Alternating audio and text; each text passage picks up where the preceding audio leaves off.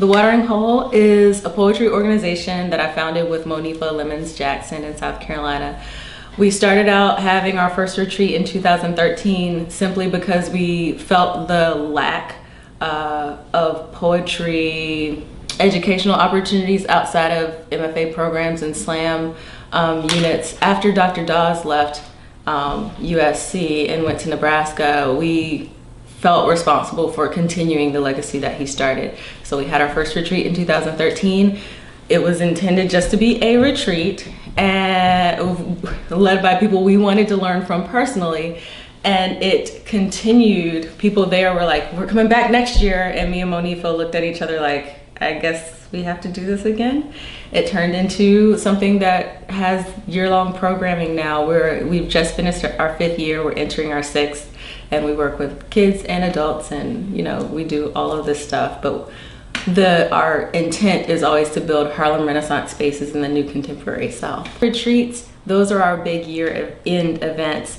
And we have had facilitators like Tyemba Jess, Terrence Hayes, Jericho Brown, Randall Horton, Tara Betts, Ramika Bingham-Risher, Lita Hooper, Delana Dameron-John. All of these people, they come and they host living room style classes. We actually hold the classes in living rooms. We try to keep them fairly small. We try to create tribe, and that's what we call each other, tribe.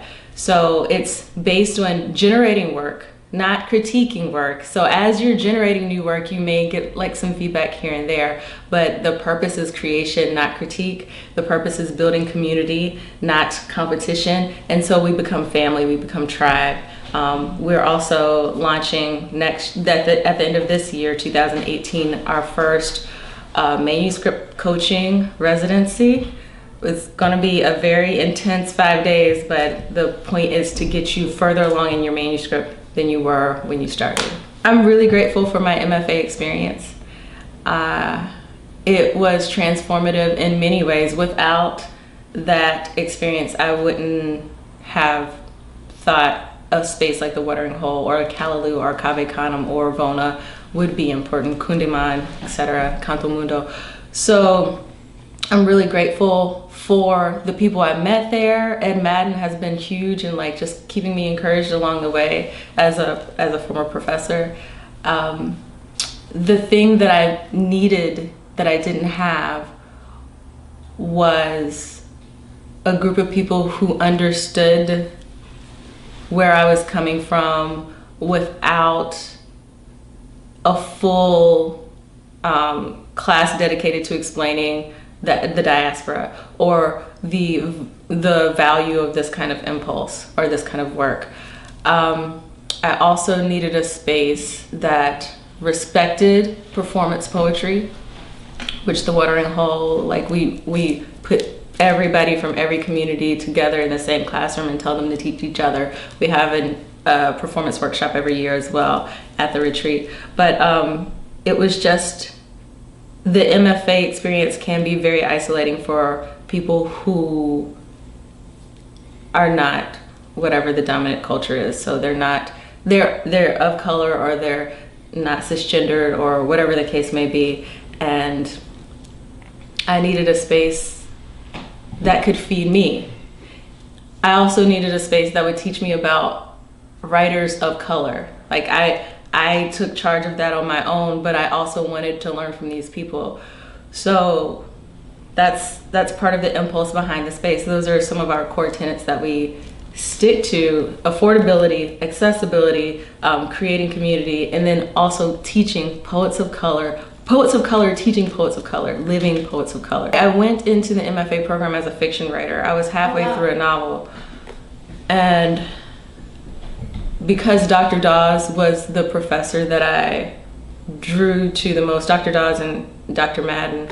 What were their first names? Sorry, I don't remember. Kwame Dawes and, okay. Because Kwame Dawes and Ed Madden were professors who I drew to the most, I ended up switching disciplines partway through. I was also doing a lot of work in the poetry community, not leading the work, but like being involved in the poetry community, the slam community there. So for me, I felt like writers write. I've always done both genres. I have a manuscript in fiction, but I've been being drawn and coached in this way by these particular people who are willing to dedicate time to me. So this is where I'm supported. I'm going this way. In 3rd grade, I started my first novel that wasn't working out. The first chapter was at Amazon. Oh my goodness, I was really angry at the way, like, I was like, the exposition, I didn't know the word exposition, but I was like, the way this starts isn't right, and I'm trying to develop this mystery girls group or whatever. And so I switched to poetry then. And so ever since, when I get frustrated with one, I go to the other. So, you know. That's so cool. Yeah, I'm bisexual. It's like when you clean a room, sometimes you have to pull everything out in the middle. And when you're in the middle of the work, it looks like the most chaotic thing. And that's where I feel right now, where I was able to figure out a path here at FOC and get halfway through the work, and now everything's everywhere. And I'm like, I don't know how to find my way out of this. But, you know, my mom's really good about just like, put your hand on the nearest thing and put it in the place it's supposed to go, or trash it. So just trying to take that model and apply it to writing and move through, just move through. I'm writing this Afrofuturist collection. When I came, I was like, I don't know, mutants, mermaids, aliens, let's do it. And since I've been here, I've figured out the historical moment that I want to locate myself in, Ebo Landing, 1803, St. Simons Island, Georgia, where 73 Africans who were intended to be enslaved from, like, they were brought from Nigeria and intended to be sold during a time period where, like, I think for 5 years, trading from Africa was illegal in Georgia. So, and one of the guys who was trading was like one of the people who signed that bill into law in Georgia, whatever. So they are coming from Savannah to St. Simons Island to make that final drop, and the Africans took over the ship and forced the sailors off, and they drowned, and then the ship crashed. So I'm wondering if they just couldn't navigate that in that creek, Dunbar Creek.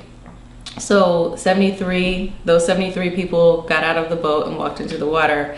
And for me, I see my job as reimagining the way death looks through an Afrofuturist lens, reading that history through future. So that's where they're transformed into mermaids, or transported into a Klingon bird of prey, or into a vulture, or walk across the water. And this is also part of the historical narrative. People, when they told the story, Ebo, who passed the story along, didn't pass it along as, and they died.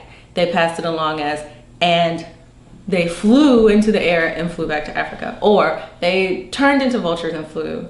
Or they just walked across the water. So how can we expand that narrative and work against what the white men who journaled about it and reported about it, the way they reported it is, and they died and some of them were captured, right? So that's what I'm working on, a new race. For those from Ebo Landing who reversed the Middle Passage by walking home across the ocean. A westbound Guinea ship balloons on the foggy finish line. The freed approach, the screech of rising sun, a starting line. Bounce high knees, jump tucks, wake lolling ankles, neck roll side to side. The boat creeps closer.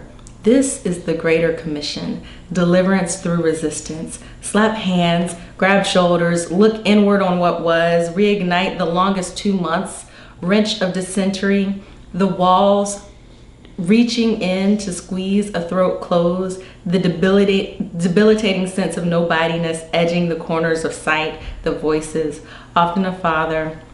Get up, Achebe, stand, sometimes a lover, more likely the voice that sounds like you, the one that whispers around those two quiet corners, having too much time locked in the mind. Burn it down, kill them all, no one will miss this. No one will miss, this is what you get. Slash throats, then they'll be sorry. Violate them, use a marlin spike, then they'll be sorry. Burn it down, fiery death on endless ocean, how poetic. Just then they'll be sorry. Now, see solar plumage spreading peacocky just for your pleasure. The vast expanse of infinite space, unknowable, unclaimable, unplowable silk blooms. See their calves rebuilt, the bump of muscle twitching with each jump, thighs thickened, sheened, chameleon in crimsons and golds, which echo back to the morning star with each flex, the hips and core re-bricked, remortared, hurricane resistant, arms pumping eye socket to hip pocket, knee knobs flick bodies into air, release and catch the only sound, the frenzied crowd of waves shushing each other. When the ship gets curiosity close, still far enough to feel safe, the freed take their marks. They fold into a fetal prayer. Fingers triangle the surface, heads bowed, eyes closed, toes tap test the deep, shoulders aligned, east, southeast, hips lift for one slow inhale, a communal meditative beat, and they're off. Quadriceps fire the only shot, limbs piston 1, 2, 3, then over a set of waves, knees high, legs split, crown and forearm stab into the wind they create. The landing leg springs into the rhythmic 1, 2, 3, jab the front heel into the mist, fold like a pocket knife, shank over cheering waves, and unfold in one motion. They jump like a school of fish, twist upward toward the sky, back bend the railing, belly and hips thrust over and slide butt first onto the deck. They offer the crew two impossible choices, Omambala or fire, and do what must be done. Omambala is a river goddess, Igbo river goddess. For those from Igbo landing who were transported into Klingon birds of prey. The first is called Enraptured. 1, this must be what the old captain called the rapture. That man get all dressed in black every now and again and use his forefinger to stab down a message on his black book. The save have streaks of gold. In a twinkling eye with a great trump, we shall all be changed, each according to his order. And here we was a trumping along in song, and I see 2 people disappear into rays of sunbeams filled with stars, and then 2 more. These was the golden streaks. The brightest universe in each person spilt out, thanks be to God, matched up with a whooshing and a chiming, and so I knowed our true savior'd come, someone more or less like me. There they go, I thought. Then I was the center of that golden universe. For a blink, the longest blink, I was the sun. I was deliverance and such. I was metallic-like, all in my mouth and fingertips, metallic tingling up my spine. A chariot swung low coming to carry me home to the Klingon homeworld. 2, they gave us showers, dried tunics, pants, sleeping planks, half-cooked meats, worms that squiggle, worms that squirm, roots, strong drink. Said we was of the 24 tribes. I said, no, they're hundreds of Igbo tribes. Open-throated laughter, like shouting joy against the walls. Perhaps her blood has thinned and her heart no longer beats Klingon. You are of the stars. 3, in the muck water, the wind dropped. I felt a whole body hiccup, tasted metal. Every organ in me blinked. My body splintered into nothingness and came back. There I was, losing strength in a dimmed room of staring uniforms, the weight of the air, a child on my shoulders, thick as blood in my nostrils. I thought they were spirits, but then I thought the last ones were too. They looked like the stories my grandmother told of the warrior race. Sharpened teeth, furrowed brows, my knees couldn't hold. What was the phrase Grandma said in place of behave yourself? What was it she shouted out the door behind our running away feet? Whispered in nighttime ears, muttered over each veneration plate, chastised us with? I slid to my backside, my wind weak and impatient. What was that next to every goodbye phrase? Klingon mak tach jaj. I heard but did not see the echo and salute. And that phrase means remain Klingon, which is like stay black, but the Klingon version.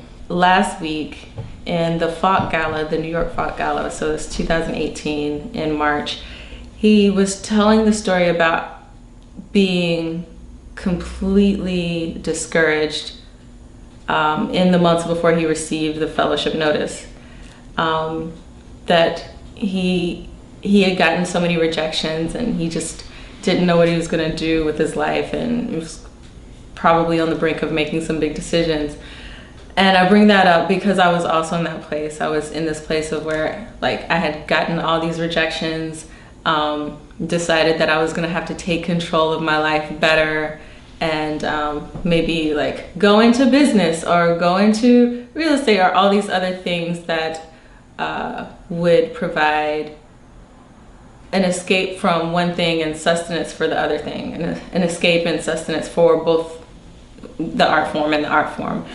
And then fall calls, and suddenly I can be a poet again, and it's not the end of the world or the end of a career or any of those things. So I think it's important to say this, because if somebody watches this, they might be on that brink, and you never know what's around the corner. You dig 2 feet lower and you reach gold, so don't give up, and keep working, keep writing, keep reading, keep at it, keep applying. Rejections are part of the process, and just keep moving forward.